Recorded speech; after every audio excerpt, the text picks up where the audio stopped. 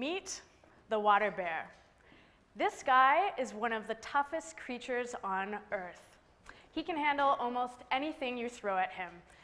Extreme pressure, radiation, the vacuum of space, freezing, boiling, and he's only about this big, 1 millimeter. The water bear copes extremely well with challenge and setbacks. The water bear is resilient.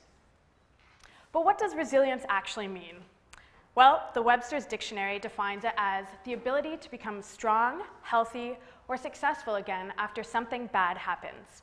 It also says it's the ability of something to return to its original shape after it has been pulled, stretched, or bent.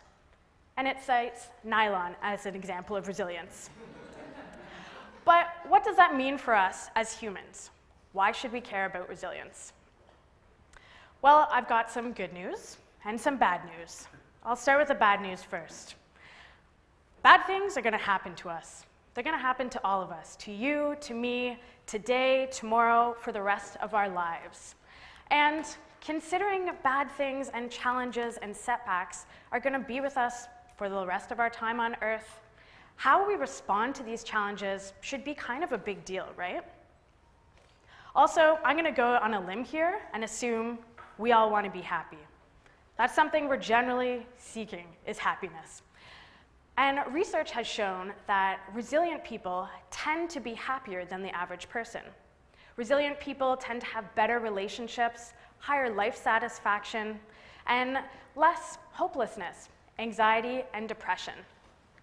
So that's great for people that are resilient, and we now know what the definition of resilience is and how resilient people benefit from this. But what does that mean for the rest of us? Let's go back to the water bear, this little guy. The water bear is born resilient. Some humans are also born resilient. I'm sure you can all think of those kind of people that every failure they have, they bounce back, even better than they were before. But not everyone is born resilient. What if we could all become resilient? What if we could be like the water bear? Well, remember I said there was good news? There is. Research by people like Dr. Martin Seligman at the University of Pennsylvania has shown that research is a skill, which means that research is something that can be learned. We can all become resilient. So I'm going to pause there because it doesn't sound that interesting, but this is actually pretty wild. Up until recently, it was thought that this was an inherent quality that you were born with. Either you had it or you didn't, like the water bear. But now, research has shown that it's a skill, and a skill that can be honed like any other skill. Learning to read, play a new instrument, learning a new technology, or playing a new sport. We can all become resilient, regardless of our backgrounds or the challenges that we face. But how? How do we become resilient? How do we move beyond the self-help gooiness of, don't worry, be happy, everything's going to be all right? How do we move beyond that? I work for Mozilla, which most of you may know Mozilla as the builders of Firefox, the browser. But Mozilla also has a big focus on teaching and learning, and Hive is the youth branch of that. As the director of Hive Toronto, I get to work with youth-serving organizations to bring more connected learning and digital literacy opportunities to youth in Toronto. And when I started to think about what's an idea worth sharing, what do I want to share, I naturally gravitated towards topics like youth and technology, learning to code and making. But as I reflected, I realized there's something that the general public and the champions of these movements are overlooking. And that's the valuable life skills, like resilience, that are being cultivated through these experiences. Iteration and experimentation encourage and breed resilience, and they equip youth that have the opportunity to have these experiences with skills that will stay with them for the rest of their lives. I want to share with you a couple of, well, actually just one specific strategy that can help build resilience. And it comes out of the Penn Resilience program. This was created by researchers, Dr. Martin Seligman, like I had mentioned before, and a couple of his colleagues. And they did research around a bunch of resilience building strategies. And they put them all together, and they created the Penn Resilience Program to teach resilience. And so the one that I want to focus on is the ABCs of resilience, because it's something that you can do anywhere, anytime. You can do when you're with other people or alone, and it works for everyone, regardless of background or regardless of the challenge that you're facing, whether it's something small or something very traumatic. But first, I wanted you to meet someone else. This is Big John, swimming instructor and owner of John George's Aquatics. I started taking swimming lessons when I was 8 years old, not because I wanted to, mostly because I was insanely jealous of my cousin Ashley, who had been enrolled to take them, and I wanted to take them just to be as good as her. So my parents enrolled me, and I started taking lessons, and I loved it, much to my surprise.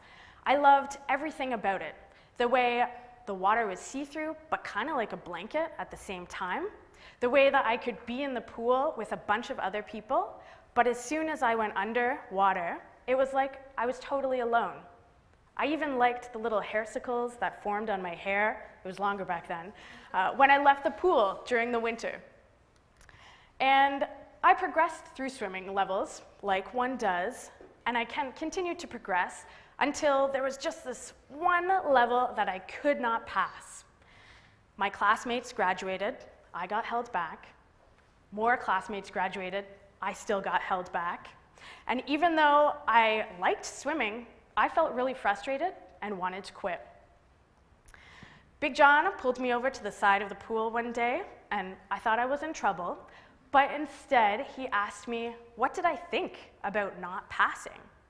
This was really a weird question to be a kid and have an adult ask me this. But I went with it, and I told him I felt like I was going to be stuck in this forever.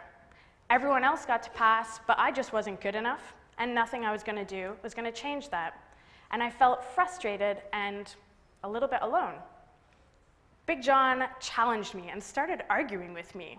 He said, look at what you've accomplished before. Look at all the levels you've gotten through so far. Why can't you do this one? Maybe it's if you spent a little less time chatting. I was a very chatty swimmer in those days. And you spent a little more time focusing and practicing like you had in your other levels, you might get there. Big John was pretty convincing. You can tell he got his own park named after him. So I took his advice and I passed the level. And I actually ended up staying in swimming and passing all of the levels that there were to pass. Now I share this story with you because I enjoyed my time with Big John, but also because it's an example of how the ABCs work. Big John, whether he knew it or not, walked me through the ABCs. And so, to start with the ABCs, and to become resilient, we need to change how we think. And this is part of what Big John did for me. First, I don't know if you've noticed, but it's really hard to identify what you're thinking. Often, we feel the feelings, before we can figure out what are the thoughts behind those feelings. So we'll start the ABCs by slowing down our thinking. And as you sit here today, I challenge you to think of your own personal setback. Could be something big, small, something from the past, or something recent, and hold that setback in your mind as we walk through the ABCs of resilience. ABCs stand for adversity, beliefs, and consequences. And this is a model that has been researched and developed by Dr. Stephen Holland, Dr. Arthur Freeman, and Dr. Martin Seligman. So, adversity. Ask yourself, what's the challenge or setback that I'm facing? For 10-year-old me in swimming lessons, it was the fact that I couldn't get through this one level. B, what are the beliefs, thoughts, and worries around this challenge? I was worried that I was going to be stuck there forever. I thought I wasn't good enough. I thought I wasn't as good as my friends. And C, what are the consequences? How is this thought or belief impacting how I feel and how I'm acting. I felt frustrated, and I was going to quit as a result. And D, I lied. It's actually ABCD. This is the most important part to this resilience building strategy, dispute. This is where you get a chance to argue with yourself. So within the D is EAIU. And now I'm kind of annoyed they didn't develop a really cool mnemonic device for this part, but you're gonna have to bear with me. So Big John led me through the first two, evidence and alternatives. What is the factual evidence for this thought? Because you know what? Your thoughts aren't always real or objective. Mind-blowing, I know. And for me, he challenged me, asking me to look back to my past experiences. There is evidence that I had passed levels before, so there's evidence I could probably pass this swimming level. Alternatives. What are alternatives ways to looking at this challenge? Big John challenged me to look at maybe why I wasn't passing, perhaps because I wasn't practicing enough. Implications is, what's the worst case scenario here? What's the worst thing that could happen if this thought is true? Because sometimes they are. For me, maybe I really did suck at swimming. Maybe I really needed to practice a lot as a result. Maybe it just wasn't for me, and I did need to quit. But looking at that, even though I was really scared of quitting and it made me sad, it's not the end of the world. And you, what's the usefulness of this belief? Thoughts and beliefs can be really motivating, even if they're stressful. So if it was a motivating belief for me, I could hold on to it. But if it was a useless belief and it was just making me worry, I could figure out a way to let it go or find a way to distract myself when I thought of this particular thing. So A, B, C, D, E, A, I, U, it seems like a simple formula to build resilience, and it is. But like any skill, it's something that you have to practice and you have to hone to see results. And because it's something that can be learned, it's something that can be shared and taught. And Big John is a perfect example of this. He probably didn't even know about the ABCs of resilience, yet he helped me become more resilient. You don't even have to identify as a resilient person to be able to help someone else. So I'm going to leave you with two things. One is a challenge to learn the ABCs for yourself and practice them. That's 1B. 2, share the ABCs with others. Help others become resilient. We all know people that have challenges, have setbacks, deal with failures. As I mentioned, that's all of us.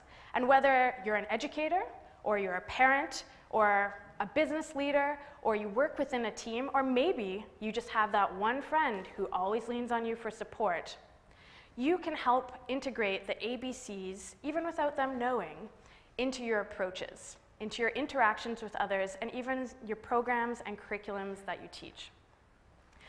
When we build a world full of resilient people, we are actually building a better world. So relearn your ABCs to become resilient. Thank you.